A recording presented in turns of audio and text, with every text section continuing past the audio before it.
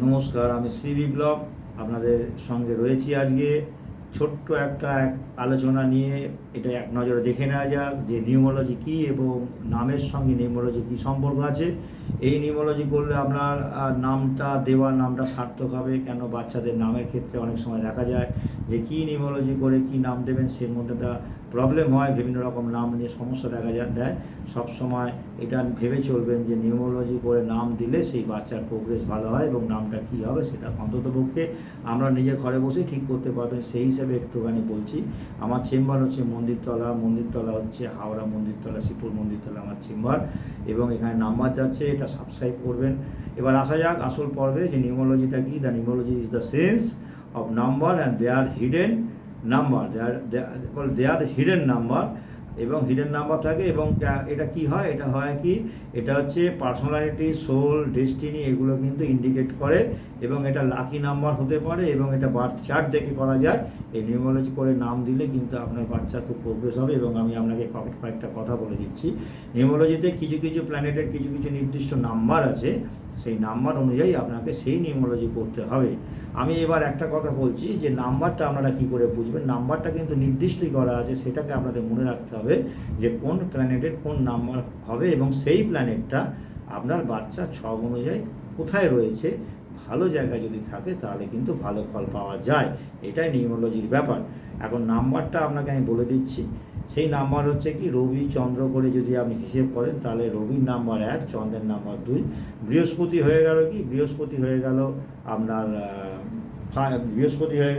3, আবার মার্স হয়ে গেল কি, মার্স হয়ে গেল 9, মার্কারি 5, জুপিটার হয়ে গেল বৃহস্পতি, সে 3 হয়ে গেল, আর ভেনাস হয়ে গেল 6, আর সাটার্ন হয়ে গেল 8, রাহু হয়ে গেল 4 এবং 7 কেতু। এইভাবে প্রত্যেকটা নির্দিষ্ট নাম্বার আমি আপনাকে লিখেও দেখিয়ে দেবো পরে। আমি একটা নাম বলছি, সেই নাম অনুযায়ী আপনারা যদি এই নিউমোলজি করেন তাহলে বুঝতে সুবিধা হবে যে নিউমোলজিটা কী করে আপনি করবেন এবং নামের ক্ষেত্রে সেটা কী করে ব্যবহার করবেন। নামটা হলো কি, নামটা হলো নিখিল রায়। নিখিল রায় নামটাকে যদি আমি বলি, সেই নিখিল রায় নামটাকে আপনাকে করতে হবে কি, নিখিল যে বানানটা আছে NIKHIL, নিখিল দিয়ে যদি শুরু করি, সেই নিখিলের কী কী ওয়ার্ড হচ্ছে সেগুলো আমি দেখিয়ে দিচ্ছি, এখানে দেখে নিন। এইভাবে আপনারা করবেন। নিখিল রায়, এটা লেখা হলো, এটা হচ্ছে নিখিল, NIKHIL, তাহলে হচ্ছে নিখিল। এই নিখিল লিখলাম। এই নিখিলের কী কী নিউমারোলজি হচ্ছে, নিখিলের কী কী নিউমারোলজি হচ্ছে, এটা 1 থেকে এটা 9 পর্যন্ত আমরা এটাকে নিতে পারি সংখ্যা হিসেবে।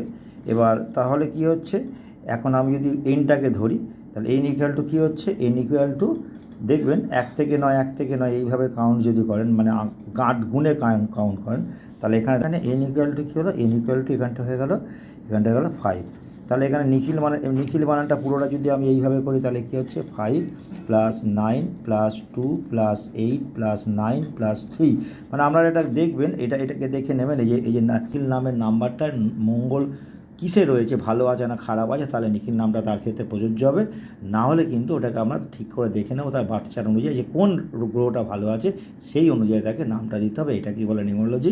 এইভাবে আপনাকে বাচ্চার নামকরণ করলে সেই বাচ্চার কিন্তু প্রোগ্রেস হবে।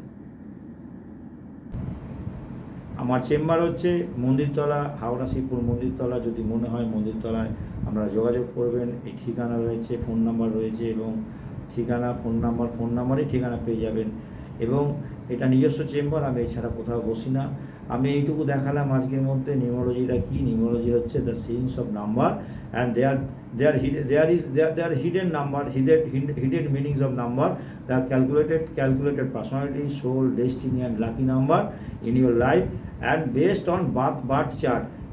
রাহু, মার্কারি, ভেনাস, মানে এগুলো বিভিন্ন রকমভাবে বিভিন্ন রকম ক্যালকুলেট করে আপনাকে তৈরি করা হয়। এটা কিন্তু আপনাদের ক্ষেত্রে বাচ্চার নামের ক্ষেত্রে ভীষণ ভালো প্রযোজ্য। এইভাবে নাম দিলে তার প্রোগ্রেস অনিবার্য হবে এবং ভালো থাকবে। নমস্কার, আজকের মতো এইটুকুই রাখছি।